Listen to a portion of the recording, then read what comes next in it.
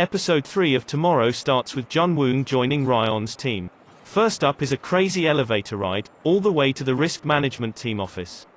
It's a complete mess, although it used to belong to the Special Crimes Unit. They were responsible for escorting souls to hell. It used to be led by Ryon too, which explains why she's so comfortable here, and how she's come across to work with the Death Angels. Now that Jun-woong is going to be part of their team, he needs to follow a code of conduct. He's going to be given a new name, imaginatively titled Won-jung, and he's told not to use his powers in the wake of humans or intervene in human affairs. Anyway, Jun-woong is put in a tough position when he learns his next case is linked to someone called Jae-soo. This happens to be his best friend, whose levels have spiked dangerously high. With suicide looking very likely, we dive back through time to see how the pair first came to be friends. It happened by accident, with Jae-soo bullied and Jun-woong trying in vain not to get involved. Eventually though this led to the pair becoming good friends, looking out for one another. Back in the present it turns out Jun-woong's new identity means he looks physically different to everyone around him. When he comes bursting into the police station, claiming to be Jun-woong and trying to get help for Jae-soo, it takes Ryon showing to save his skin. He apologizes to the officers and speaks sternly to the new Reaper. Now, it turns out Jae-soo hasn't left his house in a long time. He's failed his police exam but they need to get him outside before they can even think about helping him.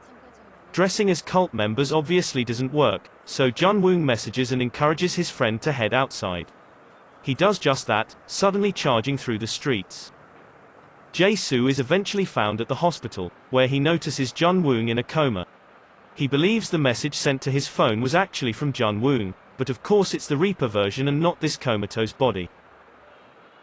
Ryon and the team show up, explaining that if Jun-woong gets too near his actual body, it could actually cause him to die.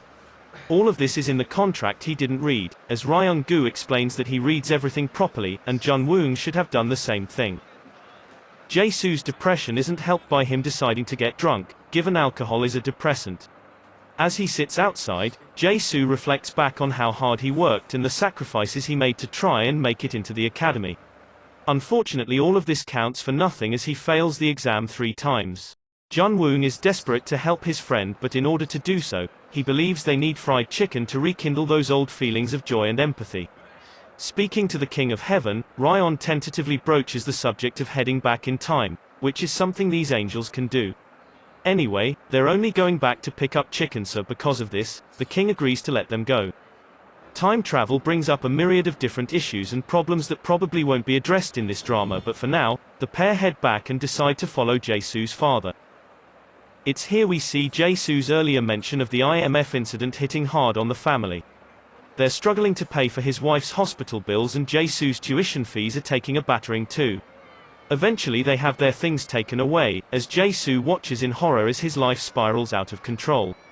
It seems this was the start of his depressive downturn. Ryon is reluctant about staying in this timeline, in case they change anything, and decides to head back to the present. Before they leave though, she allows Jun-woong to say goodbye to Jae-soo. He listens as Jae-soo's father decides to drop him off at the hospital, promising to bring him fried chicken. Hearing this, the pair follow on from behind. Now, it would appear that Jae-soo's father actually killed himself in the past, determined to get an insurance payout to help his wife and son. Just before he hits the oncoming truck though, Ryon and Jun-woong suddenly charge in front of them and manage to stop the car.